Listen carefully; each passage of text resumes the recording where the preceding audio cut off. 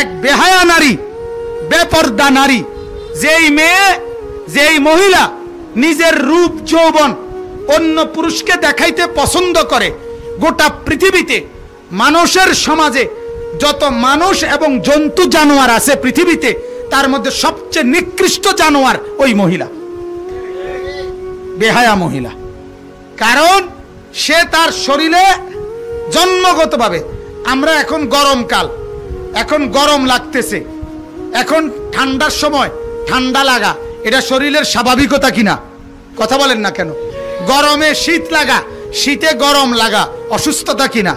তাহলে একজন নারীর সৃষ্টিগতভাবে আল্লাহ লজ্জা, তাকে নিজেকে একটু আড়ালে রাখা, নিজেকে একটু লুকাইয়া রাখা, নিজেকে গোপনে রাখা, এটা আল্লাহ তাআলা তার সৃষ্টিগতভাবেই দিয়েছেন। সেটাই যার মধ্যে নাই, ওইটাকেই যে ছিঁড়ে ফেলছে, ওইটাকেই যে নষ্ট করে ফেলছে, তাহলে তার মতো জঙ্গলি, তার মতো অসভ্য আর কে হইতে পারে? এজন্য বেহায়া নারীর মতো, বেপর্দা নারীর মতো নিকৃষ্ট আর কেউ নেই।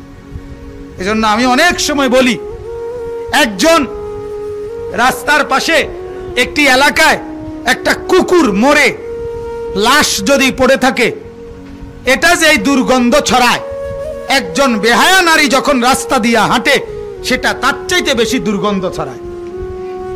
মরা কুত্তা এত দুর্গন্ধ ছড়ায় না, বেপর্দা নারী যে পরিমাণ দুর্গন্ধ ছড়ায়।